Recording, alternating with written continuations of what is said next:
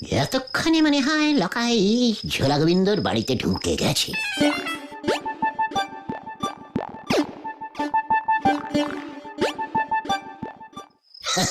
তারপর একই তারপর লকাই ঝোলা গোবিন্দর বাড়ির ভেতর ঢুকবে কি করে সেটা তো জানা হলো না। মনে হয় বন্দুক নিয়ে ভয় দেখিয়ে হুঙ্কার ছাড়বে।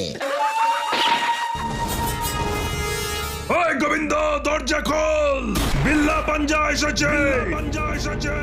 আজ তোর বাড়িতে ডাকাতি হবে।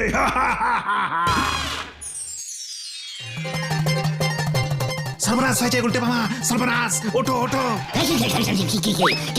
কি ব্যাপার?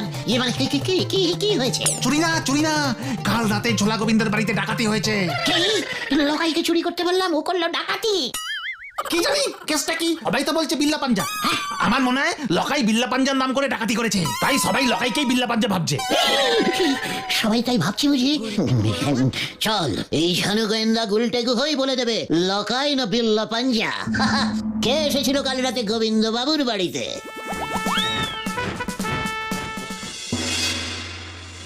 কোথায় কোথায় কোথায় রে ওই এক পাটি জুতো?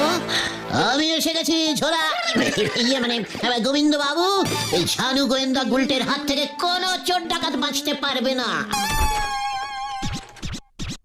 ওই যে মানে কথা, আবার ওই অশান্তিটা এসেছে। এমনি আমার মন মেজাজ ভালো নেই, 1000 নিয়ে চলে গেছে মানে কথা, তার মধ্যেই সব ঝামেলা এসে হাজির। কি? আমি যে বললাম 4-5 হাজার নিতে। কি? এই মানে কথা, তুই কাকে বলেছিস? ওই তুই এর মধ্যে আছিস তাহলে? হ্যাঁ তো,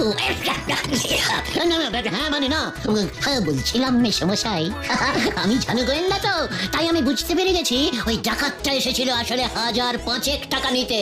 পেয়ে গেছে 10, ব্যাস, আর লোক সামলাতে পারিনি। তাই বুঝি? মানে কথা, তা তুই এখানে কি করতে এসেছিস? আগে জুতো খুঁজতে। কার জুতো? কেন লকাইয়ের? আমি যে বললাম ওকে এক পাটি জুতো এখানে রেখে যেতে, আমি সকালে এসে ওই এক পাটি জুতো খুঁজে পাবো, তারপর সেই জুতোর কুলু ধরেই আমি ওকে ধরে আপনার সামনে হাজির করবো। তোর মানে? বাবা, এই মানে কথা, লকাইটাকে ওর জুতো কি করে তোর কাজে লাগে? ডাকাতি তো করেছে বিল্লা পাঞ্জা। তার মানে লকাই আসেনি? না, মানে কথা, কোনো লকাই আসেনি। ইস, ও আসলে 1000-5 নিত। এবার তুই থানায় যাবি, মানে কথা, তুই হচ্ছিস পালের গোদা। পাঁচুরে, এই কেসটা ঘুরে গেছে। আমরা এখন যাচ্ছি গোবিন্দ বাবু, চললে সবাই। এই তুই আমাকে 10,000 টাকা ফেরত দে, নয়তো গারো দে, চল মানে কথা। না, আমি 10,000 টাকাই ফেরত দেবো আপনাকে। আমাকে ছেড়ে দিন, এক ছুট্টে দৌড়ে গিয়ে লকাইয়ের কাছ থেকে টাকাটা নিয়ে চলে আসছি আমি। তাহলে যা, আমি